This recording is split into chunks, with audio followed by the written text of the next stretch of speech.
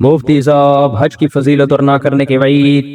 ایک روایت میں آتا ہے کہ جو حج جس پر لازم ہوا وہ حج نہ کرے تو وہ یہودی ہو کے مرے، عیسائی ہو کے مرے، مجھے اس کی پرواہ نہیں۔ اور قرآن کے الفاظ دیکھو کہ وَلِلَّهِ عَلَى النَّاسِ حِجُّ الْبَيْتِ مَنِ اسْتَطَاعَ إِلَيْهِ سَبِيلًا، اللہ کے لیے لوگوں پر لازم ہے کہ جو بیت اللہ جانے کی استطاعت رکھتے ہیں وہ بیت اللہ کا حج کریں۔ آگے قرآن کے الفاظ دیکھو وَلِلَّهِ عَلَى النَّاسِ حِجُّ الْبَيْتِ مَنِ اسْتَطَاعَ إِلَيْهِ سَبِيلًا، آگے کیا الفاظ ہیں؟ وَمَنْ كَفَرَ فَإِنَّ اللَّهَ غَنِيٌّ عَنِ الْعَالَمِينَ، جو انکار کرے گا تو اللہ تمام جہان والوں سے غنی ہے۔ کیا مطلب؟ بہت بڑی دھمکی ہے کہ جو نہیں آئے گا نا استطاعت کے باوجود، اللہ کو اس کی کوئی ضرورت نہیں ہے۔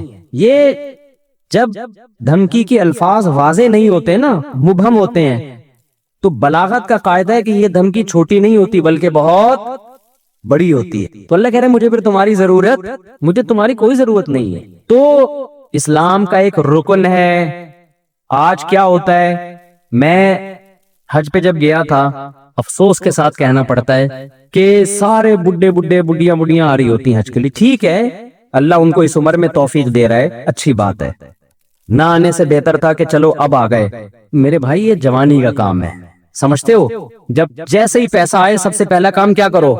حج کرو۔ اس کو ڈیلے کرتے ہیں، سارے کاموں سے فارغ ہو کر، بچیوں کی شادیاں، اپنی بھی 4 ٹوٹل مکمل، سوری غلطی سے نکل گیا، اپنی بھی شادی ہو گئی، کچھ چیزیں میرے منہ سے غلطی سے نکل جاتی، اپنی بھی ایک شادی ہو گئی، اور پھر کیا ہے کہ وہ سارے بزنس سے فارغ ہو ہلا کے جب اب کرنے دھرنے کا کچھ بھی نہیں، اب بیٹھا ہوا ہے۔ کیا کریں یار، بوریت بہت ہو رہی ہے۔ اور دخل بھی ساری قسطیں ختم ہو گئی، دیکھ لیا کوئی نئی سیریز بھی نہیں آ رہی، وہ ڈرامہ چل رہا تھا وہ بھی ختم، نئی فلم بھی دیکھ لی، ٹھیک ہے نا، سب کچھ ہوا کہ کیا کریں یار۔ اب تو بیگم کو مشورہ دو، چلے حج پہ نہ چلیں؟ چلو ٹھیک ہے، کہاں چلتے ہیں؟ ٹھیک ہے بھائی، ہم جو بڑھاپے میں بھی جا رہے ہیں، ہم خدا نخواستہ ان کو برا نہیں کہہ رہے، نیکی تو جس عمر میں کی جائے، جب اللہ قبول کر رہا ہے تو ہم کون ہوتے ہیں؟ لیکن یار تم باقی تو سارے کام تم نے جوانی کے لیے رکھے ہوئے ہیں، حج تم مؤخر کر رہے ہو جب ارطغرل ڈرامے کی ساری قسطیں ختم ہو جائیں گی۔ بری بات ہے نا یہ، جب آپ اللہ کے حکم کو ویلیو نہیں دو گے تو اللہ آپ کو ویلیو دے گا۔ دیکھو حج آپ کی زندگی پلٹ دیتا ہے، تو زندگی پلٹنے کی ضرورت جوانی میں ہے۔ جوانی میں چینج ہو گئے، آگے خیر کا بہت زیادہ موقع ملے گا، بہت موقع ملے گا۔ در جوانی توبہ کردن شیوہ پیغمبری، جوانی میں توبہ کرنا کس کا کام ہے؟ پیغمبروں کا کام ہے۔ تو حج میں انسان بعض دفعہ زندگی چینج ہو جاتی ہے اس کی، جب وہ اللہ کے شاعر دیکھتا ہے نا، وہاں پہ کیسا لاکھوں کا مجمع منا سے عرفات سے نکل کے مزدلفہ چونکیوں کی طرح لوگ ہوتے ہیں، کیسی ایک اللہ کی نشانیاں نظر آتی ہیں وہاں پہ، کیسا دیوانوں کی طرح بیت اللہ کا طواف۔ بقرعید کے 3 دنوں میں جو طواف زیارت ہوتا ہے نا، اتنا رش پوری دنیا میں کہیں نہیں ہوتا، لاکھوں روپے لوگ خرچ کرنے کے گئے ہوئے اور اللہ کے گھر کے گرد گھوم رہے ہوتے ہیں۔ ذرا کبھی چھت سے کھڑے ہو کر حرم کی چھت سے دیکھا کریں، ایک انسانوں کا سمندر ہے اور وہ سارے بیت اللہ کے گرد دیوانہ وار گھوم رہے ہیں۔ یہ اسلام کی عظمت دیکھنے کا موقع ملتا ہے، اس سے انسان کے اندر دل تبدیل ہوتا ہے۔ حج میں بڑی قربانیاں دی جاتی ہیں، اور حج تو ہے ہی ساری دیوانگی۔ حج کے اکثر احکام ایسے جن کی بظاہر کوئی لاجک نہیں ہے، اللہ نے کہا میرے دیوانے بن کے آؤ، جیسے جیسے کہہ رہا ہوں کرتے چلے جاؤ۔ کیسے عجیب کام کروائے جاتے ہیں؟ سب سے پہلے ہم سے ہمارا لباس اتروا لیا، 3 پیس سوٹ اور ٹائی میں جو گھوما کرتے تھے، بالوں کی کٹنگ، اور ان کو 2 چادریں پہنائی جا رہی ہیں، اب انسان کے بچے بن کے آنا ہمارے گھر میں۔ اگر دیوانے ہو تو دیوانوں والا اسٹائل چاہیے، ابھی وہ جو آفس اس اسٹائل میں جاتے ہو نا، وہ والا اسٹائل بولو نہیں چلے۔ جو اللہ کے نیک بندے ہیں، جو اللہ کے حکم کے سامنے سر جھکانا جانتے ہیں، اللہ سے ان احکامات کی لاجک نہیں پوچھتے، جیسے شیطان نے پوچھا تھا نا کیوں سجدہ کروں میں آدم کو، وائے، تو یہ نہیں پوچھتے۔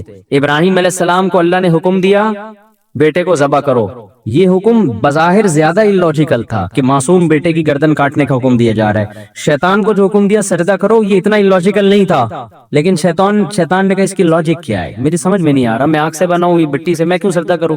آدم علیہ السلام کو اس سے زیادہ عجیب حکم دیا گیا اپنے معصوم بیٹے کو اپنے ہاتھ سے کاٹ دیں، ذبح کر دیں، سوری ابراہیم علیہ السلام کو۔ لیکن ابراہیم علیہ السلام نے اس کی لاجک بولو نہیں پوچھ، کہا بیٹا مجھے اللہ نے حکم دیا تجھے کاٹ دوں۔ بیٹے نے کہا جب اللہ کا حکم ہے تو بھائی ہم کیا کہہ سکتے ہیں، بھائی کاٹ دیں، آپ میرا گلا کاٹ دیں، ذبح کر دیں۔ تو حج ان احکامات کی بھی یادگار ہے۔ تو آپ چاہتے ہیں حج پہ وہاں آپ جانور ذبح کرتے ہو، آپ رمی کرتے ہو، وہاں شیطان نہیں ہے، وہ تو ایک نشانی ہے 3، لیکن آپ پتھر مارتے ہو، رمی کرتے ہو۔ کیوں؟ ابراہیم علیہ السلام نے یہاں شیطان کو کنکریاں ماری تھی، جو آپ کو بہکا رہا تھا کہ اپنے بیٹے کو کیوں ذبح کر رہے ہو، کیا بگاڑا اس نے؟ ابراہیم علیہ السلام نے شیطان کو دلائل سے جواب نہیں دیا، پتھر اٹھا کے مارے۔ اللہ نے کہا تم جاؤ وہاں کنکریاں پھینکو۔ اب اے اللہ، وہ تو ابراہیم علیہ السلام تھے، وہاں تو سچی مچی کا شیطان تھا، میں کیوں کنکریاں پھینکوں؟ تو اس کا مطلب جب آپ نے کیوں کر لیا تو آپ کس کی لسٹ میں آ گئے؟ شیطان کی۔ کیسا عجیب حکم ہے، جا کے 7 کنکریاں مارنی بھی ایسے ہیں؟ یا تو ہوتا نا وہ اٹھا کے مارو تو سمجھ میں آتا ہے، ایسے ایسے پھینکنی ہے جا کے۔ حاجی 10-15 لاکھ روپے یہ کرنے کے لیے جا رہا ہو، خرچ کرتا ہے یہ کام کرنے، ایک طوفان لوگوں کا کنکریاں مارنے کے لیے۔ کیوں؟ کس کا حکم ہے بھائی؟ اللہ کا حکم ہے، اللہ کا آرڈر ہے۔ لباس اتار لیا اپنا، کتنا مشکل کام ہے انسلا لباس پہننا، 3-4 دنوں میں دماغ ٹھکانے آ جاتا ہے۔ پھر جب ہم پہنتے ہیں نا اپنی شلوار قمیض، ایسا سکون ملتا ہے یار۔ میں جب حج کرنے گیا تو مینا میں تو 3 دن سویا نہیں احرام کی حالت میں نا، کیونکہ رش اتنا، بہت، جتنا بھی وی آئی پی ہے جو ٹینشن ہوتی ہے۔ پھر مینا میں میرا بستر لگ گیا ایک صاحب کے ساتھ، وہ بغل مجھے دکھا رہے ہیں اپنی، کہ دیکھ لے بھائی یوں کر کے سو رہے ہیں ان کی بغلیں ماشاءاللہ۔ میں نے کہا یار اس کو اب کیا کرے آدمی، ان کو کیا کرے یار، یہ مجھے کیوں دکھا رہے ہو بھائی؟ نیند ہی نہیں آ رہی ہمیں اس ٹینشن سے کہ کسی کے پسینے کی اسمیل آ رہی ہے، کسی کی بغلیں کا مطالعہ کرنے کا موقع مل رہا ہے، اس کا کیا ہے؟ انسان کو گھن آتی ہے نا ان چیزوں سے۔ لیکن لا رفث ولا فسوق ولا جدال فی الحج، آپ کو چیخنے چلانے کی اجازت نہیں ہے کہ کیا کر رہا ہے، تجھے تمیز نہیں ہے حج کرنے کی۔ میں یہ بھی کہہ سکتا تھا نا ٹھڈا اٹھو، یہ کیا مجھے بغل دکھا رہے ہیں، بازو نیچے کر، نہ نہ نہ، اللہ کہتے ہیں یہ نہیں چلے گا وہاں پہ۔ اللہ کیوں نہیں چلے گا؟ اللہ کہیں گے کیوں کیا تو کس کی فہرست میں؟ شیطان نے کیوں کیا تھا؟ نہیں، جھگڑا وگڑا نہیں ہے، جو جیسا ہے برداشت۔ ٹریول ایجنسی آپ کے ساتھ ظلم زیادتی کر رہی ہے، چپ، آ کے پھر کلاس لو ان کی یہاں پہ۔ ٹریول ایجنسیاں بڑی ہوشیار ہوتی ہیں، ان کو پتہ ہے آنے کے بعد کون پوچھتا ہے، ٹھیک ہے نا؟ تو جو ہوگا کیوں کی اجازت نہیں ہے، کیوں والا کام شیطان کا ہے۔ فلا رفث ولا فسوق ولا جدال فی الحج، کوئی گناہ نہیں کرنا، بد نظری نہیں، موقع بد نظری کے بہت ملیں گے، نہ نہ نہ، یہاں آپ کو نظر اٹھانے کی اجازت نہیں ہے، وہاں بھی نہیں ہے، لیکن یہاں زیادہ گناہ ہے۔ اپنی بیوی سے بھی آپ ریلیشن قائم نہیں کر سکتے وہاں پہ احرام کی حالت میں، تو نامحرم سے کیسے آپ لذت حاصل کر سکتے ہو؟ تو پھر احرام کی چادریں بنوائی جا رہی ہیں، خوشبو لگانے پر پابندی، بال توڑنے پر پابندی، جوئیں مارنے پر پابندی۔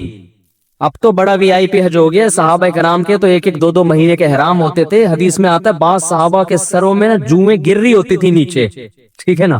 قربانی کرو، حلق کراؤ، اب کیا کرنا ہے؟ اب طواف زیارت کرنی ہے۔ بقرعید کے 3 دنوں میں اللہ اتنا رش ہوتا ہے، ان 3 دنوں میں کیوں کا بول دیا تو کس کی لسٹ میں آ جاؤ گے؟ کیوں نہیں، جاؤ طواف زیارت کرو۔ اتنی پبلک، 3 عظمت والے دن ہے نا یہ ایام نہر، عظمت والے دن ہے۔ پھر کیا کریں؟ طواف زیارت کر کے واپس آ جاؤ مینا۔ ابھی تو آئے تھے، اللہ نے کہا اب واپس جاؤ، بس جو میرا بندہ ہوگا وہ یہ کام کرے گا۔ آخر میں اینڈ کیا نکلتا ہے؟ پروٹوکول کیا ملتا ہے آپ کو؟ جب آپ نے اتنی قربانیاں دی، عرفات کا وقوف کیا آپ نے، عرفات میں لمبی دعائیں مانگنا سنت ہے، عرفات کا وقوف بھی کر لیا، قربانی بھی ہو گئی، اس کے صلے میں اب ہو سکتا تھا اللہ تعالیٰ حکم دیتا کہ اب میرے بندوں کو مفت کھجوریں بانٹی جائیں، میری طرف سے آرڈر ہے، نہ اللہ کہتے ہیں اب کیا ہوگا تمہارا؟ جو تھوڑی بہت پرسنالٹی دی بالوں کی وجہ سے، وہ بھی بولو، جب وہاں سے آؤ گے سر چمک رہا ہوگا، لوگ کہیں گے یہ کیا ہو گیا، آپ جاتے ہوئے تو آپ ایسے اتنے حسین نہیں تھے۔ کچھ لوگ یہ شعر صحیح، لیکن یہ بات خوب سمجھ لیں، حج یا عمرے میں حلق کرانا، ٹینڈ کرانا ضروری نہیں ہے، قصر بھی کرا سکتے ہیں، ثواب 3 گنا زیادہ ہے حلق کرانے میں، سمجھتے ہو؟ لیکن قصر کرانا بھی کیا ہے، بال 1 پورے کے برابر چھوٹے کرنا بھی کیا ہے، جائز ہے۔ تو جو کام جائز ہوتا ہے اس پہ کسی کو ملامت نہیں کی جاتی۔ میں نے جب پہلی بار حج کیا، میرے اتنے بڑے بڑے بال تھے، میں نے ان بالوں کی قربانی دے کے ٹرین کرا لی۔ آپ کو پتہ ہے اتنے بڑے بال ہونے میں بڑا ٹائم لگتا ہے، ہم نے ٹرین کرائی، ہم نے کہا یار یہ سنت ایک دفعہ ہم زندہ کریں گے، حلق کی سنت، ٹرین کرا لی ہم نے۔ عمرے میں بھی ٹرین کرائی، حج میں بھی ٹرین کرائی۔ دوبارہ میں عمرے پر گیا، میں نے ٹرین نہیں کرائی، میں نے قصر کرا لیا۔ میں نے کہا چلو حلق کی سنت زندہ کر دی ایک دفعہ، اب ہم قصر کرا لیتے ہیں تاکہ گھر میں تھوڑی سی عزت ہو ہماری۔ اسی کی وجہ سے تھوڑی سی عزت گھر میں شادی شدہ آدمی کی کہاں کیا عزت ہوتی ہے آپ کو پتہ ہے؟ تھوڑی سی بالوں کی وجہ سے عزت رہ گئی ہے، وہ بھی ٹرینڈ کرا لی تو ختم ہو جائے گی، دہشت گردی کا جڑ سے خاتمہ ہو جائے گا. تو تھوڑی سی تو دہشت رہے نا، جڑ سے تھوڑی خاتمہ کرنا ہے دہشت گردی. خیر بہرحال ثواب حلق میں ہی زیادہ ہے، ٹرینڈ کرانے میں ہی زیادہ ہے. لیکن میں نے کہا اب میں عمرہ کرتا ہوں تو حلق کراؤں گا، تو حلق قصر کراؤں گا. قصر کرا لیا. جہاز میں لوگ تانے دے رہے تھے مجھے، یار آپ مولانا ہو، آپ نے عمرہ کیا ٹنڈی، یہ کیسا عمرہ ہے، یہ کیسا عمرہ ہے. تو یہ پھر شرعی حدود سے کیا ہے، زیادتی ہے. جب اللہ نے اجازت دی ہے تو آپ کو ملامت کرنے کا حق، میں نے کہا اب تو میں قصر ہی کراؤں گا، کیونکہ آپ کو اعتراض کیوں ہو رہا ہے اس پہ، میری مرضی. تو اللہ سے آگے نکلنے کی کوشش نہ کریں. بعض دفعہ بعض لوگ، میں جب جدہ میں تھا تو وہاں میں نے دیکھا بہت سے لوگ یہاں 5-5 6 سال سے جاب کر رہے ہیں، عمرہ نہیں کر رہے. وہ میں نے کہا کیوں نہیں کرتے عمرہ یار، تمہارے تو حرم اتنا قریب ہے. کہہ رہے یار ٹینٹ کرانی پڑے گی، ہم نہیں کرا سکتے. میں نے کہا قصر کرا لو یار. بعض لوگ ٹینٹ نہیں کرا سکتے، ان کو وہ کہہ رہے یار نہیں ہم نہیں، وہ کہہ رہے ہم ٹینٹ میں بہت عجیب سے لگ رہے ہوتے ہیں. تو جب اللہ نے آپشن دیا ہے تو چلو، میں نے کہا یار بالوں کی قربانی نہ دو، یہ تو اللہ نے اجازت دی ہے نا، تو قصر کرا لو. تو ان کو پتہ ہی نہیں تھا کہ قصر بھی ہو سکتا ہے. تو اس لیے آپ حج عمرے سے اس وجہ سے رک جائیں کہ ٹینٹ کرانی پڑے گی، یہ غلط ہے. عمرہ کریں ٹینٹ سے. اگر آپ کو بہت زیادہ نفرت ہے تو بہتر تو یہی ہے کہ کرا لیں، قربانی دے دیں اللہ کی خاطر. لیکن اللہ نے آپشن دیا ہے کس کا، قصر کا بھی آپشن دیا. ایک پورے کے برابر بال چاروں طرف سے کاٹ لیں تو بھی ٹھیک ہے. سمجھتے ہو؟ تو آئندہ اگر میں گیا تو میرا ارادہ ہے قصر کرانے کا، کہ قصر کرا لوں گا. تو ایسا نہ ہو میں عمرے سے یا حج سے آؤں، آپ بولیں یار یہ تو ویسے جیسے گئے تھے ویسے.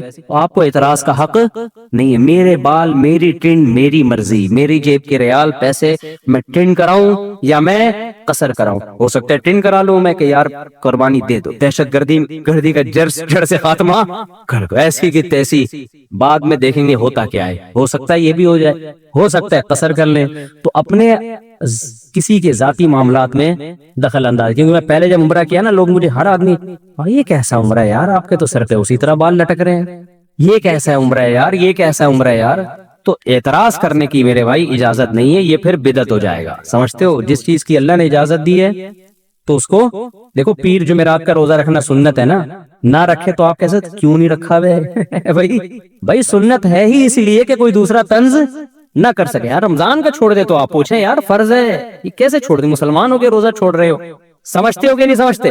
تو اس لیے میرے بھائی حج کے لیے پیسے جمع کیا کرو، حج پہ جایا کرو. یہ تو بڑی پیاری عبادت ہے، ایسی یونیک عبادت ہے. یہ دیوانوں کے لیے، اللہ سے محبت کرنے والوں کے لیے اس سے زیادہ ذائقے والی، لطف والی عبادت کوئی ہے نہیں.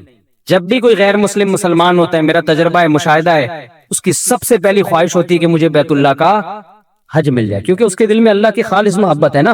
تو اس کی خواہش ہوتی ہے کسی طرح بیت اللہ چلا جاؤں. قرآن میں نا بڑے علمی نکات ہیں. قرآن کہہ رہا ہے یعتذرون الیکم اذا رجعتم الیہم لترضوا عنہم.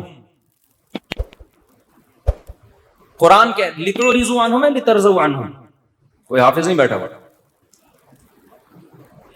لترضوا عنہم فإن ترضوا عنہم فإن اللہ لا يرضى عن القوم الفاسقین. اے نبی جب آپ غزوہ تبوک سے واپس پہنچیں گے تو یہ جھوٹی قسمیں اٹھائیں گے تاکہ آپ ان سے راضی ہو جائیں، خوش ہو جائیں. اگر آپ خوش ہو بھی گئے اللہ پھر بھی خوش بولو نہیں ہوگا. دیکھو یہاں نبی کو خوش کرنے کا ثواب کیوں نہیں مل رہا؟ کیونکہ یہاں نبی کو خوش کرنے سے مقصد اللہ کو خوش کرنا نہیں ہے. تو قرآن کہہ رہے ایسی خوشی کا میں ایسی خوشی پہ خوش نہیں. اور کعب ابن مالک، مرارہ ابن ربی اور ہلال ابن امیہ، ان 3 صحابی نے سچ بول کے نبی کو ناراض کر دیا. منافقین نے جھوٹ بولا نا کہ یہ عذر تھا، یہ عذر تھا، ہم تبوک میں اس لیے نہیں آ سکے، یہ مسائل تھے، یہ مسائل تھے. نبی عالم الغیب نہیں، آپ نے کہا چلو بھائی ایسے ہی ہوگا، آپ خوش ہو گئے، ٹھیک ہے بھائی جاؤ، کوئی سزا نہیں، کچھ بھی نہیں. اللہ نے کہا آپ خوش ہیں، اللہ نہیں خوش ان سے. دوسری طرف منافقین جو مخلص صحابہ تھے 3، کعب ابن مالک، مرارہ ابن ربی، ہلال ابن امیہ، یہ 3 صحابی نے سچ بولا. یا رسول اللہ کوئی عذر نہیں تھا، بس ہم سستی کی وجہ سے پیچھے رہے، کوئی عذر نہیں. جانا چاہیے تھا، ہم پہ فرض تھا، لیکن باغ پک چکے تھے، سب کچھ تیار تھا، پھر بھی نہیں گئے، کوئی عذر نہیں ہے. سچ بولا نا، نبی غضبناک ہو گئے. نبی کیا ہو گئے؟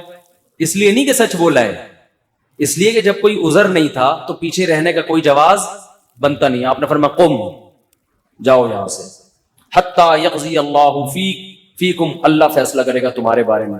40-50 دن بائیکاٹ ہوا, یہاں تک کہ صحابی کہتے ہیں نبی نے سلام تک کا جواب نہیں دیتے تھے. کیا گزری صحابہ پر, مگر قرآن کہہ رہے ہیں میں کیا تھا ان سے, بولو, راضی تھا, کیونکہ مجھے خوش کرنے کے لیے انہوں نے سچ بولا. تو پھر اللہ نے پیغمبر کو بھی راضی کر لیا بعد میں, اور اتنا خوش ہو گئے پیغمبر, فرمایا اللہ نے تمہاری تو. اچھا اور سنیں, اسلام کے عقیدے بتا رہا ہوں کتنے واضح ہیں کہ ہم اسلام کو فالو کسی مدرسے کے کسی بندے کی وجہ سے نہیں کرتے. اور یہ بھی بتا دوں, اس ایک بندے کی وجہ سے مدرسوں کو بدنام کرنا کہ مدرسے ایسے ہوتے ہیں, یوں ایسے ہوتے ہیں, یہ بھی وہی زیادتی ہے جس کا میں نے بھی تذکرہ کیا. جب حضرت کعب ابن مالک کی توبہ قبول ہوئی تو ان کو خوشخبری پہنچی, وہ نبی کے پاس آئے. آپ صلی اللہ علیہ وسلم کا چہرہ حدیث میں آتا ہے استنار وجہہ کأن وجہہ قطعۃ قمر, ایسے چمک رہا تھا جیسے 14ویں کا چاند. آپ نے کیا فرمایا, ابشر بخیر یوم مر علیک منذ ولدتک امک, اے کعب اس دن کی خوشخبری قبول کرو کہ جس دن سے تمہاری ماں نے تمہیں جنا ہے, آج تک ایسا خوشی کا دن تمہاری زندگی میں نہیں آیا, اس دن کی مبارکباد ہو تمہیں. حضرت کعب مالک نے کیا کہا, امن کا ام من عند اللہ, یہ خوشخبری آپ کی طرف سے یا اللہ کی طرف سے؟ نہیں آ رہی بات. اس فکر میں لگے ہوئے ہیں کہ اللہ راضی ہے کہ نہیں ہے. دیکھو نبی کے راضی ہونے کا تو یقین ہو گیا نا, یہ نہیں سمجھ میں آئے گا, یہ تو آسان کیس نہیں ہے, بہت مشکل کیس ہے. ارے جب نبی کا چہرہ 14ویں رات کی طرح چمکتا ہوا دیکھ لیا, نبی مبارکباد بھی دے رہے ہیں کہ خوشخبری ہو اور سب معاف, بس اب میں راضی, اب میں خوش, تو کعب ابن مالک کو فکر کیا لگی ہوئی ہے, نہ یا رسول اللہ ذرا کلیئر کریں بات, صاف بتائیں یہ خوشخبری اللہ کی طرف سے ہے یا یعنی اللہ بھی راضی ہوا ہے کہ نہیں ہوا؟ فرمایا لا بل من عند اللہ, نہ میری طرف سے نہیں, کس کی طرف سے؟ اللہ. میں بھی اس لیے خوش ہوں کہ اللہ خوش ہے, اللہ نے معاف کر دیا ہے, اس لیے میں بھی خوش ہوں. پھر کعب ابن مالک خوش ہوئے ہیں. تو بھائی اسلام میں اصل کون ہے؟ اللہ. تبھی علماء کہتے ہیں کسی سے تنہائیوں میں گناہ ہوا ہو بالفرض, اللہ نہ کرے, اور اس نے توبہ کر لی, پھر لوگوں کو پتہ چل گیا, لوگ تانے دے رہے بے تو ویسا تھا, ان تانوں کی پرواہ بولو مت, بولے نہ تمہارا جرم کیا اور نہ ہمیں تم سے معافی مانگنے کی ضرورت, جس سے کیا وہ جانتا ہے. لوگوں کو لفٹ کرایا کرو زیادہ, کیونکہ لوگ اس چیز کو مسلط کر لیتے ہیں. ہمارے حضرت کے پاس ایک بندے کا فون آیا لندن سے, کہتا ہے یار میں نے گناہ کیا تھا, پکڑا گیا, کہہ رہے اب میں نے توبہ کر لی, رو رو کے گڑ گڑا کے اتنی معافیاں مانگی کہ اللہ نے بھی دل میں سکون ڈال دیا کہ میں نے تجھے معاف کر دیا, کہ لیکن پبلک معاف کرنے کے لیے تیار نہیں. پبلک جب بھی گزر کرے ہے نا وہی, تو پبلک کا دل تو چھوٹا ہوتا ہے نا, پبلک کا دل کیا ہوتا ہے چھوٹا. تو ایسی صورت میں پبلک کو زیادہ لفٹ نہیں کرائے, بولے جاؤ تمہاری ایسی کی تیسی, ہم جانے اللہ جانے تو کون ہوتا ہے بھائی میرے کو. اور قرآن کے الفاظ دیکھو یار, وَمَن يَعْمَلْ سُوءًا أَوْ يَظْلِمْ نَفْسَهُ ثُمَّ يَسْتَغْفِرِ اللَّهَ يَجِدِ اللَّهَ غَفُورًا رَحِيمًا. ایسے وجد والی آیتیں ہیں. فرمایا جو بھی گناہ کرے گا, اپنی جان پہ ظلم کرے گا, ظلم ہو گیا, گناہ ہو گیا, شیطان نے بہکا دیا اس کو, غلط ہو گیا اس سے, حقوق العباد سے اس کا تعلق نہیں ہے, کیونکہ حقوق العباد میں پھر اس بندے سے بھی معافی مانگنا ضروری. کچھ جرائم ایسے ہیں جو اللہ اور بندے کے آپس کے معاملات. فرمایا پھر اس کو خیال ہوا کہ بھائی خدا تو انتقام لے گا, اور ویسے بھی غیرت کے خلاف ہے, جس نے اتنے احسانات کیے اس کو ناراض کرنا. قرآن کہہ رہا ہے ثم یستغفر اللہ, پھر وہ اللہ سے کیا کرتا ہے؟ معافی. کیا عجیب الفاظ ہیں. اللہ نے یہ نہیں فرمایا غفارہ اللہ, اللہ اسے معاف کر دے گا, نہ یہ انداز نہیں ہے, یہ اللہ اس سے انتقام نہیں لے گا. فرمایا یجید اللہ غفور الرحیم, وہ اللہ کو پائے گا, وہ دیکھے گا کہ اللہ غفور بھی ہے اور رحیم, وہ دیکھے گا اپنی آنکھوں سے. یہ ایسے ہے جیسے ہم کسی کو دعوت دیں کہ آپ ہماری دعوت پہ آؤ, آپ پوچھتے ہیں کیا کیا ملے گا. ایک طریقہ ہوتا ہے آپ بتائیں بھائی بریانی کا انتظام بھی ہے, کباب بھی ہیں, اور اللہ بھلا کرے چکن کا بھی انتظام ہے, اور کڑھائی بھی ہے, 2-4 چیزیں اور بتا دی آپ نے. تو ذہن میں رکھ کر آئے گا ٹھیک ہے بھائی یہ چیزیں ہوں گی.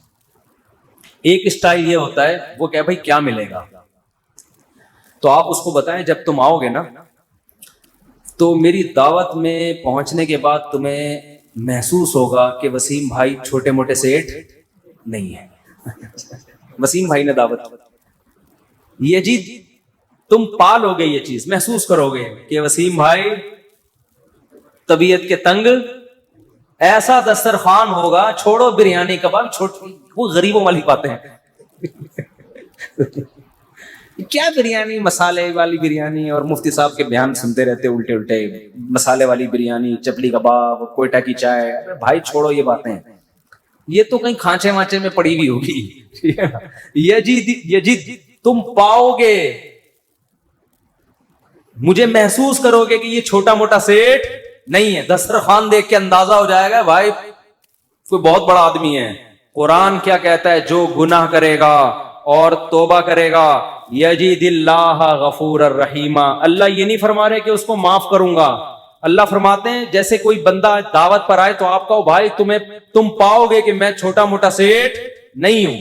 ہاں میں اس پہ واقعہ سنا رہا تھا کہ حضرت مولانا طارق جمیل صاحب ایک دفعہ کویت کے شہزادوں نے ان کی دعوت کی, تو اب وہ کیا تصور دماغ میں لے کے گئے ہوں گے.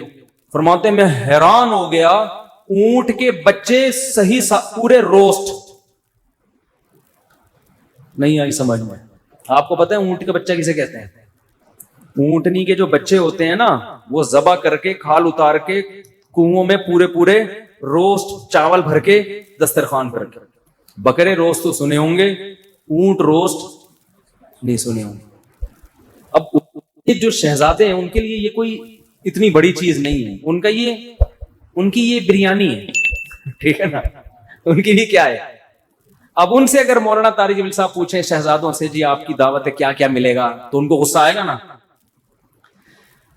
نہیں یار سمجھ میں یار. او بھائی ان کو غصہ آئے گا نا کہ یار ہم کویت کے شہزادے ہیں, ہماری کرنسی دیکھو, اور ہم یہاں کا تو غریب آدمی اتنا پرتکلف کھانا کھاتا ہے, اور تم شہزادوں سے پوچھ رہے ہو کھانے میں غم ہو رہا ہے کہ پتہ نہیں بریانی ملے گی کہ نہیں ملے گی, پتہ نہیں روٹی ہوگی کہ نہیں ہوگی.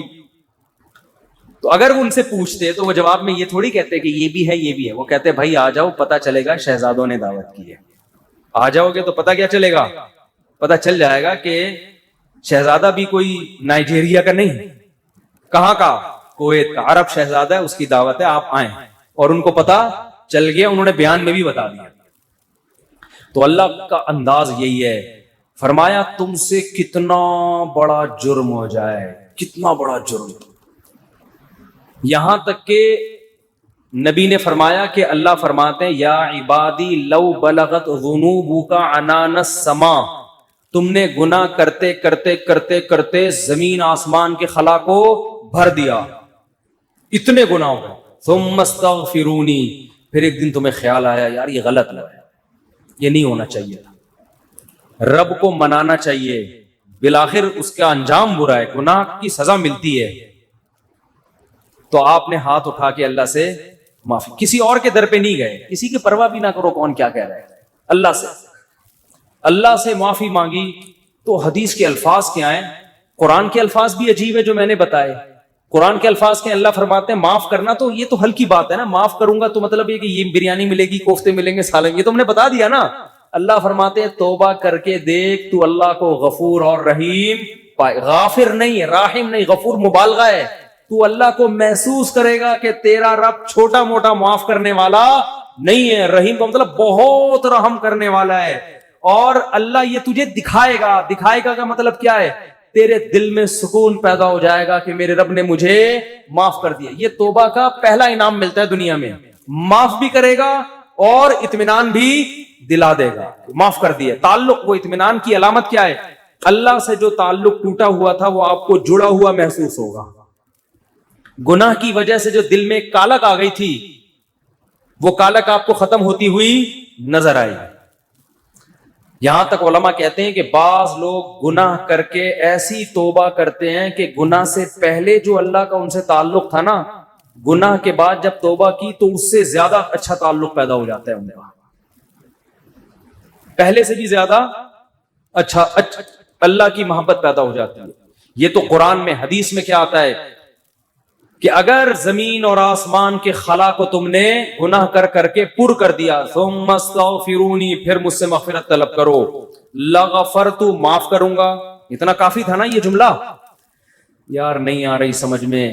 دیکھو اللہ یہ کہہ دیتے کہ زمین اور آسمان کے خلا کو پر کر دیا، مجھے ناراض کیا ہے نا، پبلک کے پاس جانے کی ضرورت نہیں. عیسائیوں میں پادریوں کے پاس جا کے معاف کرواتے ہیں، اتنے پیسے لے لو معاف کر دو. اللہ کہتے ہیں پادری کا کیا بگاڑا ہے تم نے؟ ناراض مجھے کیا ہے. نماز چھوڑی ہے، مجھے ناراض کیا. زنا کیا، مجھے ناراض کیا. انٹرنیٹ پر فحش فلمیں دیکھی، مجھے ناراض کیا. یہ جو ہو رہے ہیں گناہ آج کل، کچھ بھی کیا، مجھے ناراض کیا نا، آؤ میرے سامنے گڑ گڑاؤ. تو اللہ کیا کہتے ہیں؟ زمین اور آسمان کے خلا کو پر کر دیا، پھر مجھ سے معافی مانگو گے، معاف کروں گا. کافی ہے نا، بس کر دیا معاف. آگے اللہ ایک اور جملہ بناتے ہیں، لا ابالی، کسی کی پرواہ. بولو اردو میں لفظ سمجھتے ہو، بڑا لا ابالی قسم کا آدمی ہے. سنا یہ لفظ؟ ہاں بولنے میں کچھ ٹیکس لگتا ہے. لا ابالی کہتے ہیں نا، یہ عربی کے لفظ سے آیا لا ابالی. لا کا مطلب نہیں، ابالی کا مطلب پرواہ نہیں کرتا میں کسی کی. جیسے جو آدمی کسی کی پرواہ نہیں کرے، بڑا لا ابالی سا آدمی ہے. تو اللہ کیا کہتے ہیں؟ لا ابالی، معاف کروں گا، کسی کی پرواہ نہیں. کیا مطلب؟ یہ جملہ لگانے کی کیا ضرورت تھی؟ جملہ اس لیے لگایا جا رہا ہے کہ بہت سے نیک لوگوں کو اعتراض ہو سکتا ہے، اے اللہ اتنے سارے گناہ سیکنڈوں میں معاف. یہ بات ہماری کھوپڑی میں بولو نہیں، کچھ تو تھوڑی سی ہوتی. جیسے ایک بیٹا نافرمان ہو، 20 سال باپ کو ستاتا رہے. اب باپ کو زندگی بھر ستایا اس کو. باپ نے کہا ایسی کی تیسی ہے، دیکھتا ہوں میں جائیداد سے آگ کر دوں گا، میں یہ کر دوں گا. باپ بوڑھا ہو گیا، مرنے لگا ہے بھائی. اب جائیداد کی تقسیم کا وقت آ رہا ہے، اور اب یہ گیا، اس کو پتا ہے کہ اب تو سارا معاملہ خراب. زندگی بھر ستاتا رہا. آخر میں آ کے ابا سے کہتے ہیں، ابا I am very very sorry. ابا کہتے ہیں چل جا، معاف کیا. دوسرے بیٹوں کو آئے گا نا غصہ، ہے بھائی، ابا یہ کیا، یہ تو آپ کے رحم دل ہونے سے ناجائز فائدہ اٹھا رہا ہے بھائی. ابھی آپ کے جانے کا وقت ہے اور یہ آگے سوری کر کے چلا گیا. تو ابا اگر ابا ہوں گے تو آپ دوسرے بچوں کو کیا بولیں گے؟ باپ تم ہو یا میں ہوں؟ کیا خیال ہے؟ باپ تم ہو یا ٹھیک ہے تمہارا مشورہ ہے، میں نے سوچ لیا. باپ بہرحال کون ہے؟ میں. میری مرضی، میری جائیداد ہے، میری میراث ہے، میں کسی کو بھی نہ دوں، میں صدقہ کر دوں، جاؤ. لیکن انسان کا اتنا ظرف ہوتا نہیں ہے. اب اللہ پر تو موت واقع نہیں ہوگی، لیکن انسان پر تو موت واقع ہوتی ہے، اور موت کے بعد رحمت کے چانسز ختم، توبہ کے دروازے بند. ساری زندگی گناہ کرتا کرتا اب موت سے پہلے اللہ سے کیا کہہ دیتا ہے؟ آئی ایم سوری، معاف کر دیں. تو اللہ کہتے ہیں کہ میں معاف کر کے، آگے پہلے ہی بتا دیا کہ کسی کو اعتراض کرنے کا حق. اللہ کو پتا ہے بہت سارے لوگ آئیں گے، یا اللہ یہ کیا ہے، یہ کیا اتنے سارے گناہ ہو رہے ہیں اور اس نے معافی اور 1 سیکنڈ میں معاف. یہ تو تیری حکمت کے خلاف ہے، یہ تو مصلحت کے خلاف ہے، یہ تو یوں ہے، یہ تو ناانصافی ہے. اللہ کہتے ہیں بولنے دو، مجھے پرواہ بولو نا نہیں ہے.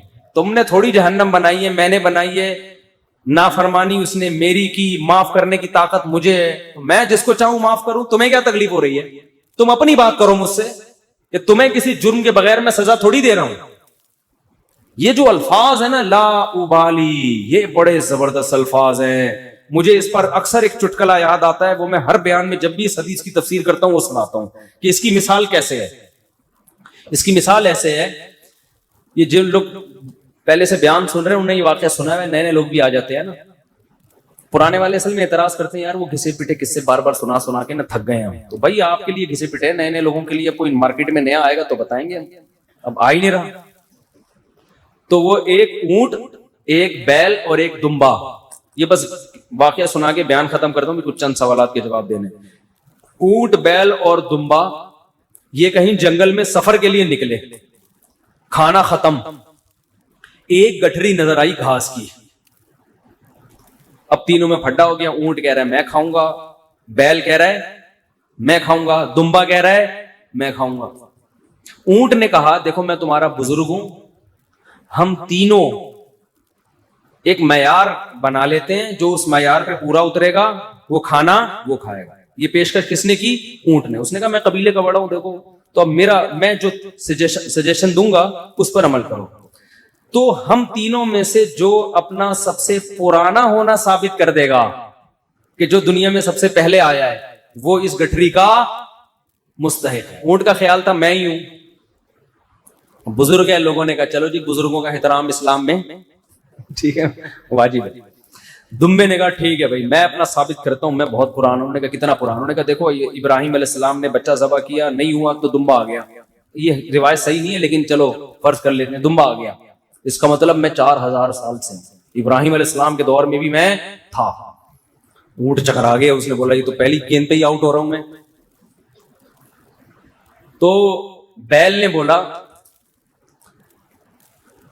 بولا کہ آدم علیہ السلام جب زمین پہ آئے تھے زمینداری کے لیے ٹریکٹر ایجاد نہیں ہوئے, تو کچھ تو اگایا ہوگا نا. تو کھیتی باڑی کس سے کی تھی انہوں نے؟ بیل سے. اس کا مطلب میں کب سے ہوں؟ دمبا تو آؤٹ ہو گیا نا. اونٹ پریشان کہ کمبخت, اس سے پہلے تو تاریخ لکھی نہیں گئی ہے, اس سے پہلے تو تاریخ لکھی, اور سجیشن بھی میری تھی. اونٹ ٹینشن میں آیا, اس نے کیا کیا, وہ گھاس کی گٹھری اٹھا کے اپنے کوہان پہ رکھی.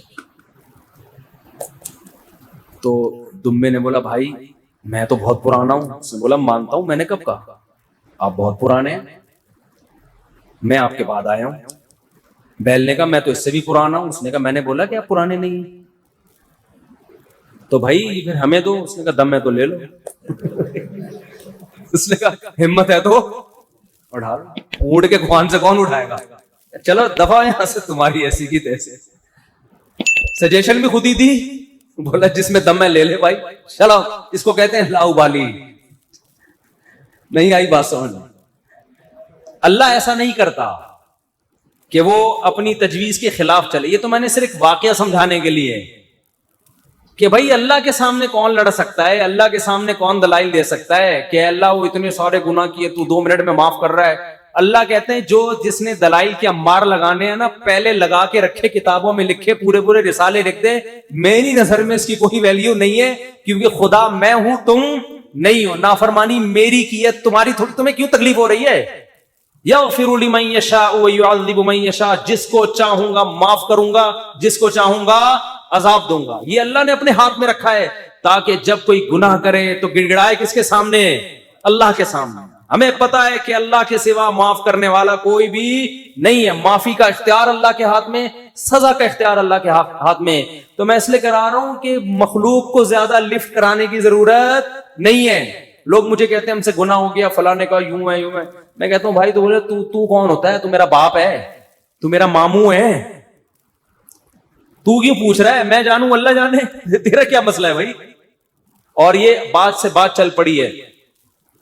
شادی کے بعد عورتوں میں یہ بہت بڑا مرض ہے, اپنے پرانے قصے, پرانی غلطیاں میاں کے سامنے ظاہر کر دیتی ہیں ان کو اعتماد میں لینے کے لیے. جتنے اللہ نہ کرے, بعض خواتین کے سامنے ہمیشہ نہیں ہوتا. ستار بھائی وسیم, ستار کو چھوڑو یار, نیک آدمی ہے. کوئی بھی چکر ان کے چلے ہوتے ہیں تو وہ اپنے شوہر کو اعتماد میں لینے کے لیے کہ میں آپ سے دیکھیے آج میں آپ سے اپنے دل کی کچھ باتیں شیئر کرنا چاہتی ہوں. دل کی کچھ باتیں شیئر کرنا چاہتی ہوں. کیا شیئر کرنا چاہتی ہیں جی؟ دیکھیے اب ہم دونوں ایک دوسرے کے شریک حیات ہیں. میں نہیں چاہتی کچھ آپ سے چھپا رہے. آپ سے پہلے میری ایک جگہ اور بھی شادی ہو چکی ہے, چھپ کے ہوا تھا نکاح. یہ ہو رہا ہے, پھر وہاں بھی ہوئی تھی, یہ بھی ہوا, پھر اس سے چکر چلا, لیکن میں نے توبہ کر لی تھی. اور تم اس کو کیوں بتا رہی ہو؟ تم تو چھوڑو, وہ انسان ہے بھائی. وہ اس کے دل میں بدگمانی ایک بال آ گیا, قیامت تک وہ بال نہیں نکلے گا.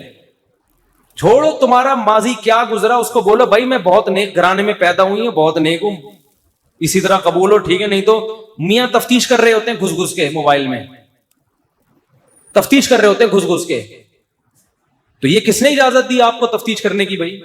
اسی طرح عورت شوہر سے بھی نہ پوچھے, پرانے, وہ بھی مکھنچو بیٹھ کے اپنے پرانے قصے سنا رہا ہوتا ہے, اس کو بھی اعتماد کیا ہو جاتا ہے. جو اللہ نے جس گناہ پہ پردہ ڈالا, آپ خود اگر اس کو ظاہر کر رہے ہو تو آپ سے بڑا بے وقوف دنیا میں کوئی بھی نہیں. ایک عورت نے مجھے بتایا کہ میرے شوہر کو مجھ پہ شک ہوا, اس نے ماضی شادی سے پہلے, دیکھو شادی کے بعد کی بات ہے, شادی سے پہلے کیا ہوتا ہے نا, چھوڑو اس کو, ٹٹولا بالآخر میں نے اگل دیا جی میرا کسی سے غلط تعلق تھا, میں نے توبہ کر لی. کہہ رہے جب بھی پھڈا ہوتا ہے کہتے تم ہو تو وہی نا. میں نے کہا غلطی آپ کی ہے. کیوں بتا رہی ہو بھائی؟ وہ 100 دفعہ بھی پوچھ رہے ہیں آپ کیوں بتا رہے ہو, کیوں بتا رہے ہو آپ اس کو؟ تو ہمارا تعلق کس سے ہونا چاہیے؟ ہم اللہ کے بندے ہیں, جرم اللہ کا تو توبہ بھی کس سے؟ اللہ کی. اور ایک اور بات سے بات نکلتی ہے, بعض خواتین کے ساتھ کوئی ایسا واقعہ ہو چکا ہوتا ہے کہ وہ کنواری نہیں رہتی, بعض دفعہ کوئی مسئلہ ہوتا ہے ان کے ساتھ, یا بعض دفعہ کوئی برائی ہو چکی ہوتی ہے جس سے وہ توبہ کر چکی ہوتی ہیں, وہ شادی کرتے ہوئے ڈر رہی ہوتی ہیں, تو ڈر رہی ہوتی ہیں کہ شوہر کو پتا چلے گا, وہ کہے گا یہ تو کنواری نہیں ہے. تو وہ جب میں فون اٹھاتا تھا نا اس طرح کے مشورے بھی کہ ہم کیا شوہر کو بتا دیں, تو یہ حماقت نہیں کرنا بھائی. یہ تو کسی بھی طرح سے زائل ہو سکتا ہے, کسی بیماری سے بھی ہو سکتا ہے پردہ زائل, اور بھی 10 بعضوں کے پیدائشی نہیں ہوتا. تو ایسے موقع پہ جھوٹ بولنا بھی جائز ہے. نہیں آ رہی بات؟ عورت کے لیے جائز ہے کہ وہ شوہر سے بولو نا, جھوٹ بول دے, وہ یہ نہ بتائے کہ میں نے بدکاری کی ہے پھر توبہ کر لی ہے, یہ اتنی تفصیل میں جانے کی ضرورت نہیں ہے. وہ بول دے بھائی یہ پیدائشی نہیں ہے, یہ جھوٹ ہے.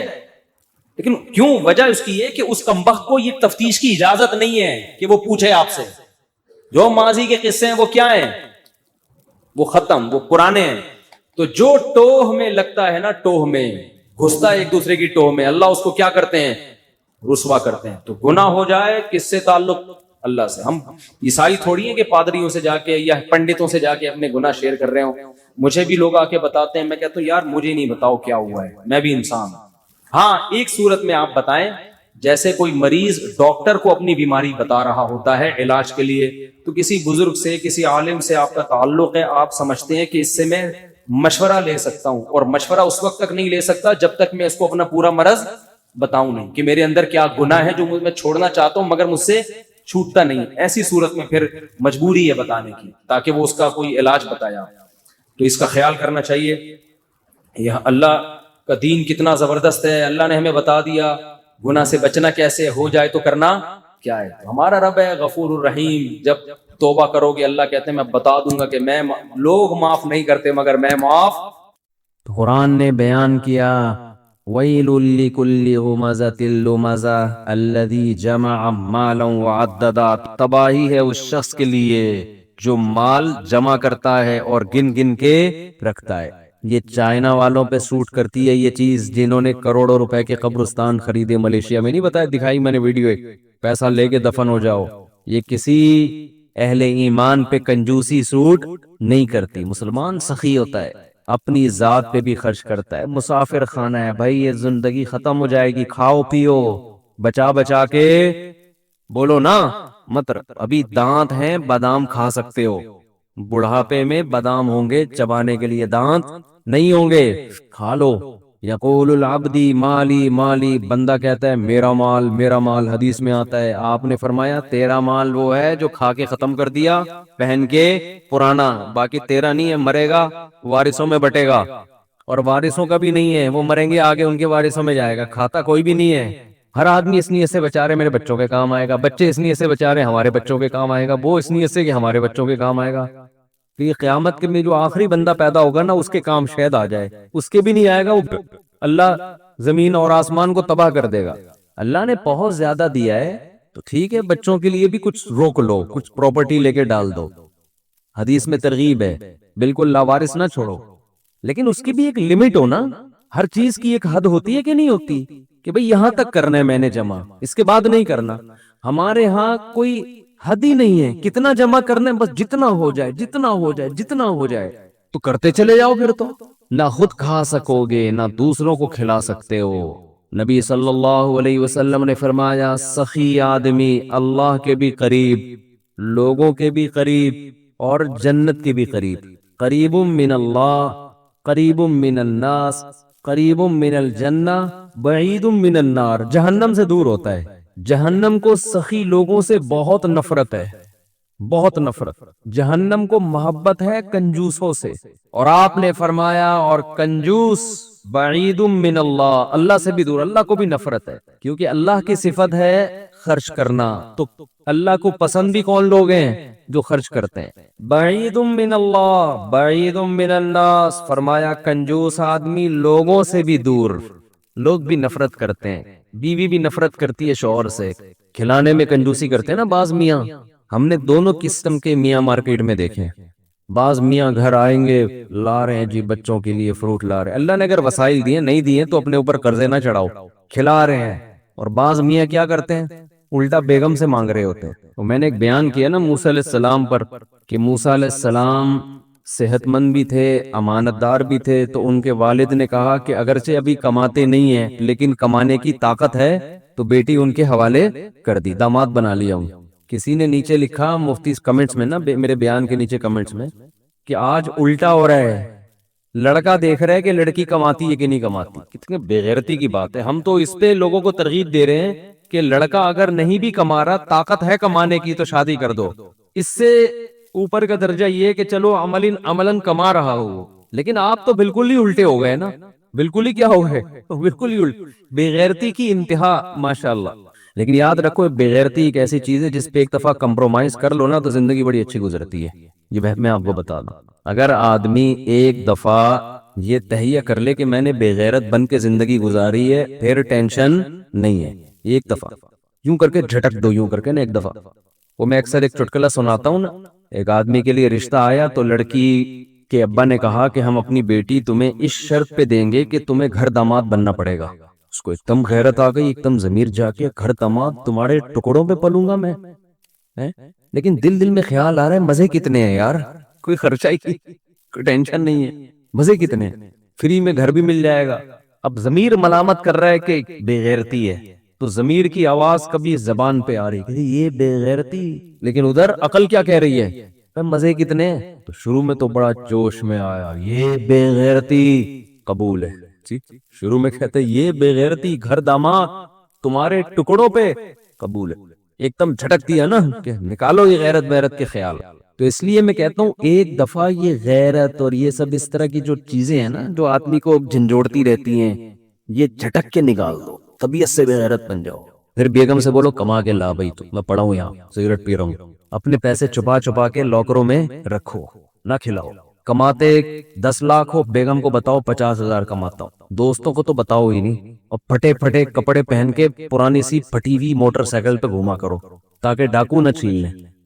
لوگ اب یہ بھی کر رہے ہیں ڈاکو نہ چھین لیں، تو ڈاکو چھینے گا تو یہی بن جائے گا نا کہ پھٹی ہوئی موٹر سائیکل پہ گھومے گا، تو ڈاکو کے چھیننے کی ضرورت ہی نہیں ہے۔ نہیں آئی میرا خیال ہے بھائی، ابے تو اچھی بائک پہ جائے گا، ڈاکو چھینیں گے تو پرانی پھٹپٹی پہ آ جائے گا، تو وہ تو چھینے بغیر ہی تو پھٹپٹی پہ گھوم رہا ہے۔ تو جو کام ڈاکوؤں کے چھیننے کے بعد ہوتا تو چھیننے سے پہلے ہی اسے لائف اسٹائل پہ آ گیا۔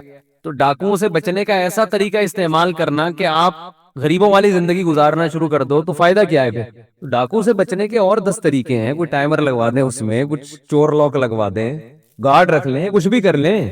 خیر غیرت کو میں ایسے ہی بتاؤں، ایک دفعہ یہ تجربہ کریں، ایسے بیٹھ کے نا یوں کر کے جھڑکیں، بڑی زبردست زندگی ہو جائے گی۔ لیکن اگر غیرت نہیں نکال سکتے جھٹک کے، تو پھر پوری غیرت والی لائف گزارنی پڑے گی، پھر یہ درمیان کی حالت میں مزہ نہیں ہے، یا تو اچھے بن جاؤ یا برے بن جاؤ۔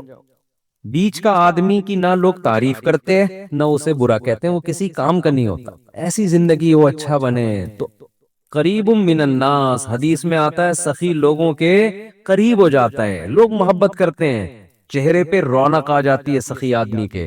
اور آپ صلی اللہ علیہ وسلم نے فرمایا کنجوس اللہ سے بھی دور اور لوگوں سے بھی دور۔ لوگ بھی کہتے ہیں لچڑ، لچڑ سمجھتے بڑا ہی لچڑ آدمی، اور لچڑ صرف اس کو نہیں کہتے خرچ نہ کرے، ہر وقت لوگوں کی جیبوں سے چیزیں نکالنے کی کوشش میں لگا رہنا، یہ بھی لچڑ پنا ہے۔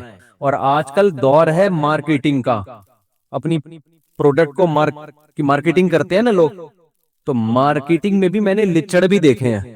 دیکھو ہر آدمی چاہتا ہے میری پروڈکٹ مارکیٹ میں جائے، لیکن اس کا ایک طریقہ ہوتا ہے، موقع بے موقع اپنی چیزوں کو لا لا کے میری یہ چیز خریدیں، میرے یہ ہر وقت ہر بے موقع۔ اب میں بعض واقعات ایسے سناؤں تو وہ بندہ سمجھ جائے گا کہ میرے بارے میں بات ہو رہی ہے، اس لیے مجھے پھر وہ بتاتا نہیں میں۔ بے موقع آپ کی بات کیا چل رہی ہے، آپ اپنے ڈبے لے کے بیٹھ جاؤ، اپنے دودھ کے ڈبے. بات کیا چل رہی ہے, آپ اپنا گھی لے کے بیٹھ جاؤ, ہماری دکان میں یہ گھی ہے. ابے بھائی تم یہاں بات مجھ سے گھی کی کرنے کے لیے آئے ہو, کیونکہ 10 لوگ بیٹھے ہوئے ہیں نا, تو میرے ساتھ بیٹھ کے اپنا گھی چورن بیچنا شروع کر دیتے ہیں لوگ. بھائی مجھ سے کوئی ملنے آیا, فار ایگزامپل اس کا گھی ہے بہت اچھا, ایک مثال دے رہا ہوں, ان کو پتا ہے مفتی صاحب کے ساتھ 20 آدمی اور بیٹھے ہوئے ہیں, تو اپنا گھی مجھے تعارف کروانا شروع. وہ مقصد ہوتا ہے بندوں کو گھی پہنانا. تو یہ غیر اخلاقی حرکت ہے, موقع نہیں ہے یہ. مارکیٹنگ کرنے والے آدمیوں کو دیکھیں نا, ایسے الفاظ رٹ کے آئے ہوئے ہوتے ہیں. مجھے وہ گدھا یاد آتا ہے, ایک آدمی سے گدھا بک نہیں رہا تھا, اس نے دلال کے ذمے لگا دیا کہ یار تو بیچ دے, تجھے بولنا آتا ہے. تو اس کا گدھا لے کے مارکیٹ میں گیا مالک کے ساتھ. مالک کی نہیں فن نہیں تھا اس میں بیچنے کا. اب اس دلال نے اس گدھے کی تعریفیں شروع کی ہیں کسٹمر بنانے کے لیے. یہ ایسا گدھا, اس پہ قائد اعظم بیٹھ کے گئے تھے, یہ ایسا گدھا, اس کے زمانے کے سارے گدھے مر گئے, یہ زندہ ہے, اور ایسا گدھا, پتہ نہیں اتنی تعریفیں کی. مالک نے کہا, وہ اتنا متاثر ہوا اپنے گدھے سے, ٹھیک ہے, اس نے کہا اتنا قیمتی گدھا میں نہیں بیچتا. وہ خود ہی متاثر ہو گیا جس کا گدھا تھا. یہ بھی لالچ ہے. آپ دکان پہ بیٹھ گئے, آپ کسٹمر آ رہے ہیں جا رہے ہیں, جتنا رزق عزت کے ساتھ آپ کے مقدر میں ہے اللہ آپ کو دے دے گا. دور دور سے آوازیں بڑھ رہا, ہاں باجی, ہاں صوفی صاحب, آپ دیکھو نا مارکیٹوں میں چلو تو کیا ہوتا ہے. اب تو ہم زیادہ گھومنا پھرنا چھوڑنا پڑ رہا ہے, ورنہ کبھی میں صدر میں جاتا تھا, ہمارے ٹوپی ہوتی تھی نا, ہاں صوفی صاحب. او بھائی میں اپنے کسی کام سے جا رہا ہوں یار, صوفی صاحب بلا رہے ہیں کھینچ کھینچ کے, بیٹھو تو صحیح. کپڑے کھول کے نا, سارے کپڑے کھول دیے دکان. اور خواتین کتنی ہوشیار ہوتی ہیں, پوری دکان کھلوا دی اس سے. اس کے بعد پتا چلا یہ یہاں کپڑا خریدنے آئی ہی نہیں ہے, یہ تو کسی اور, یہ تو چمونی آپا سے ملنے کے لیے آئی تھی یہاں پہ. لیکن دکان والے کو اس سے غرض نہیں ہوتی, یار کوئی بات نہیں, وہ لپیٹ دیں گے دوبارہ. تو اللہ رزق دیتا ہے استغنا کے ساتھ. میں یہ نہیں کہہ رہا کہ بہت زیادہ مستغنی ہو جائیں, لیکن اتنا پیچھے سے آوازیں دے دینا اور اس کو اتنا پیچھے گھر تک چلے جانا, بھائی تو تیرے رزق مقدر میں ہے, اللہ تجھے یہاں عزت کے ساتھ دے دے گا. سعودی عرب میں جو عرب لوگ ہیں نا, ان میں کچھ خامیاں بھی ہیں, بہت ساری خوبیاں بھی ہیں. ایک بڑی خوبی عربوں میں استغنا. ہمارے حضرت فرمایا کرتے تھے, ہم جب سعودی عرب میں دکان میں کوئی چیز خریدنے جاتے نا, عربی سے بولو یہ کتنے کی, وہ بتاتا اتنے کی. دوبارہ پوچھو گے نا, بولو گے چلو. شے ان کی زبان سے نکلتا نہیں ہے نا چلو کا لفظ, تو پاکستانی کو دیکھ کے کہہ دیتے چلو, نکلو یہاں سے, لینے لو نہیں تو نکلو, اتنا ٹائم نہیں ہے. ہمارے ہاں آپ دیکھو, اس کے پاس لگتا ہے بہت ٹائم ہے, دکاندار کے اتنا ٹائم ہے کہ اس کو اگر سجدہ بھی کرنا پڑا نا 1 گھنٹے کا کسٹمر کے سامنے, یہ کر لے گا. تو اللہ کو لالچی لوگ پسند بولو نہیں ہے. بارہا تجربہ ہوتا ہے, ہم کسی ضرورت مند کی مدد کر دو, ہمیں تو بہت تجربہ ہوتا ہے نا, کسی ضرورت مند کی مدد کی, وہ ایسا چپکتا ہے بھائی, ایسا چپکتا ہے کہ جان چھڑانا مشکل.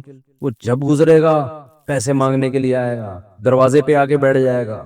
ایک عجیب مصیبت, انسان سوچتا ہے ہم نے تو اس کو بھکاری بنا دیا, یہ تو ہماری غلطی ہے. پیسہ ایسی خطرناک چیز ہے, جب بغیر محنت کے ایک دفعہ منہ کو لگ جائے, یہ چرس اور ہیروئن سے زیادہ نفع ہے. لوگوں کو مفت بھیک دے دے کے بھکاری مت بناؤ. یہ جو اسلام نے آپ کو اتنا خرچ کرنے کی ترغیب دی ہے, اس کا مطلب یہ نہیں کہ نوٹ لے کے ایسے ہی لوگوں کو بانٹنا شروع کر دو. بھکاری مت بناؤ لوگوں کو. جہاں خیال پیدا ہونا کہ سامنے والے کے دل میں لالچ پیدا ہونا شروع, وہیں روک لو. اس کو بگاڑنا تھوڑی ہے ہم نے. خیر یہ ایک الگ موضوع ہے کہ خرچ کہاں کرنا ہے, یہ تو اس کی تو بڑی لمبی چوڑی تفصیل ہے. لیکن ذہن میں یہ بات بٹھا لیں کہ اللہ کو, اگر آپ اللہ پر, آخرت پر ایمان رکھتے ہیں, تو آپ کو خرچ کرنا نہیں بلکہ خرچ کرتے رہنا ہے. جیسے کھانا ایک دفعہ نہیں کھایا جاتا, ہمیشہ کھاتے رہتے ہیں موت تک. نماز ایک دفعہ نہیں پڑھی جاتی, موت تک انسان پڑھتا رہتا ہے. تو سخاوت کا بھی اسلام میں یہی اصول ہے, ایک آدھ دفعہ نہیں, کنٹینیو یہ کام کرتے رہنا ہے, کرتے کرتے مرنا ہے. وفی اموالہم حق للسائل والمحروم, اللہ کہتے ہیں ہمارے نیک بندوں کے مال میں سائل جو مستحق بھکاری ہیں, مستحق ہیں, ان کے لیے اور محروم لوگوں کے لیے حق ہے. وہ سمجھتے ہیں ہماری ذمہ داری ہے ان کو کھلانا, تو خوب خرچ کرو. وَلَا تَخْشَ مِنْ ذِي الْعَرْشِ اقلال, حدیث میں آتا ہے حضرت بلال سے آپ نے فرمایا انفق یا بلال, اے بلال خرچ کر اللہ کے لیے, اور عرش والے سے فقر و فاقہ کا خوف مت کر, وہ دے گا تجھے دوبارہ. اور اپنے گھر والوں کو بھی ترغیب دینی چاہیے خرچ کرنے کی. آج ہمارے ہاں بعض دفعہ مرد تو خرچ کر رہے ہوتے ہیں گھر میں، عورتوں کو ترغیب نہیں دے رہے ہوتے. جب یہ نماز کی طرح ہے تو جیسے نماز مردوں پہ ہے عورتوں پہ بھی ہے نا، تو ہمارے نبی تو اپنی ازواج کو کہتے تھے خرچ کرو، حالانکہ گھر میں 40 دن چولہا نہیں جل رہا، لیکن ان سے کہہ رہے ہیں کہ کیا کرو، خرچ کرو. اور چولہا جلتا بھی اسی لیے نہیں تھا کہ جو نبی کے گھر میں آتا شام ہونے سے پہلے صدقہ ہو جاتا تھا. بچوں کو تربیت دیں خرچ کرنے کی. گلک بنا کے رکھے ہوئے ہیں، گلک جس میں بچے کیا کرتے ہیں جمع، ان کو یہ عادت خراب کرنے والی بات ہے. گلک کے بجائے صدقہ باکس بنا کے دیں. سمجھ رہے؟ اس پہ کیا لکھ دیں؟ گلک ہی بولتے ہیں نا، اس پہ لکھ دیں صدقہ باکس. اس میں جو پیسے جمع ہوں گے وہ کیا ہوں گے؟ صدقہ. بچپن سے بچہ جب جمع کرتا ہے اس میں مال کی محبت بڑھتی ہے. باپ کو چاہیے اس کو بتا دے بیٹا تمہارا باپ زندہ ہے، تمہیں جمع کرنے کی ضرورت. یار بول ہی نہیں رہے آپ لوگ، تو نہیں ہے بولنے میں کیا جا رہا ہے. جب بیٹا جمع کر رہے ہیں نا جیب خرچی جوڑ جوڑ کے، اس کو بولو بیٹا تمہارا باپ زندہ ہے، تمہیں جمع کرنے کی ضرورت نہیں. بلکہ اس سے بھی اوپر کی بات، اللہ رزاق ہے، تمہیں جمع کرنے کی ضرورت نہیں. وہ اللہ جمع کرتا رہتا ہے ہمارے لیے. کبھی تو قرآن کہتا ہے فَأَسْكَنَّاهُ فِي الْأَرْضِ، آسمان سے پانی برساتے ہیں زمین میں جمع کر دیتے ہیں تمہارے لیے. تو اسٹوریج کا اللہ نے پہلے سے ہمارے لیے انتظام کیا ہوا ہے. پھل چھلکوں میں محفوظ ہو جاتے ہیں، انار کا چھلکا اندر سے انار کو سیو کر لیتا ہے. تو اللہ کی طرف سے جو جمع کرنے کا سسٹم ہے وہ کیا ہے ہمارے لیے؟ کافی ہے. اب بچہ کہے گا ابا پھر کھائیں گے کہاں سے، کمائیں گے کہاں سے؟ تو اس کو بتا دو بیٹا جو 2 ٹانگیں اور 2 پاؤں لے کر آئے ہو نا، یہ اس لیے تاکہ کنٹینیو کماتے رہو بیٹھ کے. کیا کرتے رہو؟ کماتے رہو بیٹھ. بارشیں بھی برستی رہیں گی اور نلکے میں پانی آ رہا ہے. وہ معین اختر نے کہا تھا، انور مقصود نے معین اختر سے پوچھا خیریت ہے؟ اس نے کہا الحمدللہ خیریت ہے، نلکے میں پانی بھی آ رہا ہے، پنکھا بھی چل رہا ہے، پیٹرول بھی گاڑی میں ڈل جاتا ہے. اس نے کہا یار پہلے پاکستانی ہو جو اتنی تعریفیں کر رہے ہو، سب کچھ صحیح ہو رہا ہے، رہتے کہاں؟ اس نے کہا دبئی میں رہتا ہوں. صحیح ہے. اس نے کہا کیا دبئی میں رہتا. تو رمضان میں سخاوت کا دریا، اس لیے رمضان میں دوسرے مہینوں کی نسبت ہمیں کیا کرنا چاہیے؟ زیادہ خرچ. اب سب سے بڑا ٹیکنیکل پوائنٹ ہے خرچ کریں کہاں. یہ بڑا مسئلہ ہے. افطاریوں کے ڈبے بانٹ رہے ہوتے ہیں لوگ باہر کھڑے ہو کے، ثواب مل جائے گا اس میں. دیکھو آپ انویسٹمنٹ جب آپ کرتے ہو، آپ کو پتا ہے یہ پلاٹ ایسا ہے 1 کروڑ کا خریدوں گا 2 کروڑ کا بکے گا، اور یہ پلاٹ ایسا ہے 1 کروڑ کا خریدوں گا 1 کروڑ 1 لاکھ کا بکے گا. تو کہاں انویسٹمنٹ کرو گے؟ تو جہاں ڈبل پروفٹ مل رہا ہے. ابھی آپ جو افطاری کے ڈبے لوگوں میں بانٹ رہے ہو، اس میں تو 99% لوگ غیر مستحق ہیں جو اپنے گھر میں سموسے پکوڑے کھا سکتے ہیں. تھوڑا سا لیٹ ہو گئے گھر پہنچنے میں، یہی ہو جائے گا نا، آدھے گھنٹے بعد افطاری کر لیں گے، راستے میں کھجور سے روزہ کھول لیں گے. تو مستحقین کو تلاش کر کے میں کہتا ہوں ایک مستحق گھر، اس کی کفالت کر لینا، یہ زیادہ ثواب ہے بنسبت آپ لاکھوں روپے ہوا میں ایسے اڑا رہے ہو.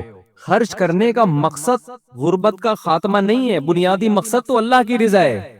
لیکن اللہ کی رضا ہے اسی وقت جب آپ زیادہ سے زیادہ مستحق کو تلاش کر کے دیں گے. رضا اللہ کی اسی میں ہے. جان چھڑانے کے لیے خرچ کرتے ہیں، جو کر بھی رہے ہیں نا، جان چھڑاؤ بس، یوں پکڑا دو بس، چھوڑو یار. عربوں کی عادت ہے نا سخاوت، اس کا کتنا ناجائز فائدہ اٹھاتے ہیں پاکستانی اور بنگلہ دیشی لوگ.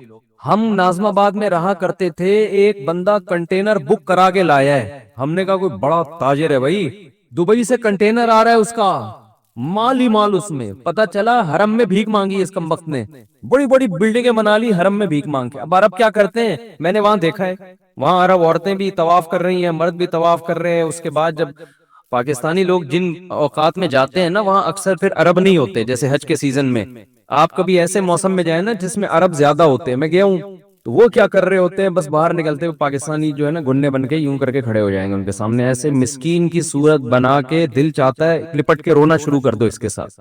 اس سے زیادہ غریب بیچارہ دنیا میں کوئی پیدا ہوا ہی نہیں. وہ ایسی صورت بناتے ہیں. تو عربی لوگ، عربی عورتیں بھی، عربی مرد بھی، وہ کیا کر رہے ہوتے ہیں آ کے نا، وہ نوٹ ان کے تو ریال ماشاءاللہ، سخاوت بھی اللہ نے دی ہے، دل بھی بڑے دیے ہیں، پیسے بھی دیے ہیں. تو گڈی نکال کے اچھا وہ پھوک مار کے نا جیب تھوڑی سی کھول کے رکھتے ہیں. میں نے دیکھا ہے ایسے گنے بن کے نا یوں آ کے جھاڑو لے کے کھڑے ہو جائے گا یوں، تاکہ اور غریب لگے. پتہ نہیں جھاڑو بھی کہیں سے اٹھائی ہے، ادھار چل رہی ہوتی ہے جھاڑو، ایک ہی جھاڑو نا، آپ زیادہ تحقیق کریں ہو سکتا ہے کمیشن پہ چل رہی ہو جھاڑو، وہ ریٹ لگ رہے ہیں اس کے، تو وہ جا رہے ہیں، وہ جیب میں پیسے ڈال کے نکل لیا. وہ تو کر رہے ہیں، اللہ ان کو اس کا اجر دے، لیکن یہ کوئی اچھی حرکت نہیں ہے, اس سے لوگ بھکاری بن رہے ہیں. آپ کو اللہ نے دیا ہے تو بھائی مستحق تلاش کرو آپ, لیکن مستحق تلاش کرنے میں تھوڑی محنت کرنی پڑتی ہے, اور محنت کرنے کے لیے پبلک تیار نہیں ہے. دیکھو ایک تو ہے رشتہ داروں پہ دینا, اس کے لیے تو مستحق ہونا ضروری نہیں ہے, رشتہ داروں پہ تو ویسے ہی خرچ کر لو. آج رشتہ داروں کی دعوتیں کی جاتی ہیں, ان کو کیش اماؤنٹ نہیں دیا جاتا. رشتہ داروں کو کیش اماؤنٹ دیا کرو. بس بات سمیٹ کے ختم کر رہا ہوں. کیا کیا کرو رشتہ داروں کو؟ بولو نا, کیش اماؤنٹ. سمجھتے ہو؟ لفافے میں نوٹ ڈالو, گوند لگا کے, الفی تو خیر نہیں لگتی اس پہ, گوند لگا کے بند کیا لفافہ, اس پہ لکھ دیا ہدیہ, اور بھائی کو پکڑا دیا جا کے, سب کے سامنے نہیں, چھپڑ میں لے جا کے کیا کر دیا کہ یار تو میرا بھائی ہے, یہ لے. ویسے تو کہتے رہتے تو میرا بھائی ہے, تو میری بہن ہے, تو میرا ماموں ہے, تو میرا چاچو ہے, تو وہ تو کیا ہوگا اس میں, تو ساری دنیا کو پتا ہے, اس کے ڈی این اے کراؤ ماموں نکلے گا آپ کا. یہ ایسے تو ہم اللہ کو بھی کیا کہتے ہیں, وہ میرا اللہ ہے, میں اس کا بندہ ہوں, تو اللہ بھی نہیں مانتا ہی ہے. یہ ایسے ہی ہے جیسے آپ اپنی بیوی کو کہہ رہے ہو تو میری بیوی ہے, میں تیرا شوہر ہوں, کہہ رہے ٹھیک ہے بھائی, واپسی پہ ایک درجن انڈے لیتے ہوئے آنا. تو آپ کے انڈے نہیں لے کے آؤں گا. چل بھائی آٹا لے کے آ, آٹا نہیں لے کر آؤں گا میں. اچھا مہر کی رقم دے دو, 20 سال ہو گئے شادی کو, نہیں مہر نہیں دوں گا. بچوں کی فیسیں دے دو, وہ بھی نہیں دوں گا. تو میری بیوی ہے, میں تیرا شوہر. وہ کہے کہ لعنت ایسے رشتے پر, کس کام کا میاں ہے تو. تو ہمارا بھی یہی مسئلہ ہے, تو میرا اللہ ہے, میں تیرا بندہ. اللہ کہتا ہے روکڑا نکالو, پیسہ نکالو, اگر میں اللہ ہوں پہ کہہ رہا ہوں پیسہ نکالو, میری خاطر خرچ کرو. آپ کہہ رہے ہیں اللہ تو میرا اللہ, میں تیرا بندہ. آپ کہہ رہے ہیں یہ میرا بھائی ہے, میں اس کا بھائی ہوں. تو اللہ کہہ رہے ہیں اگر یہ تمہارا بھائی ہے تو اس کے لیے تم نے کیا کیا ہے؟ خونی رشتہ ہے نا, اس میں اور عام آدمی میں فرق ہے. یہ بہن ہے تو خونی رشتہ ہے, تو کیا کیا؟ کہ یہ میری بہن ہے, میں اس کا بھائی ہوں. یہ کیا ہم بچپن میں اکٹھے پلے بڑے ہیں, تو وہ تو اکٹھے اس لیے کہ ایک گھر میں پیدا ہو گئے, تو مجبوری تھی. اور یہ تھوڑی کہ پیدا اس گھر میں ہوئے, وہ وہاں رہے گا, وہ اس گھر میں رہے گا. تم نے کیا کیا؟ تم نے کچھ بھی نہیں کیا. یہ ثابت کرنے کے لیے کہ میں کیا ہوں, بھائی ہوں یا کیا ہوں میں. روکھڑا خرچ کرو.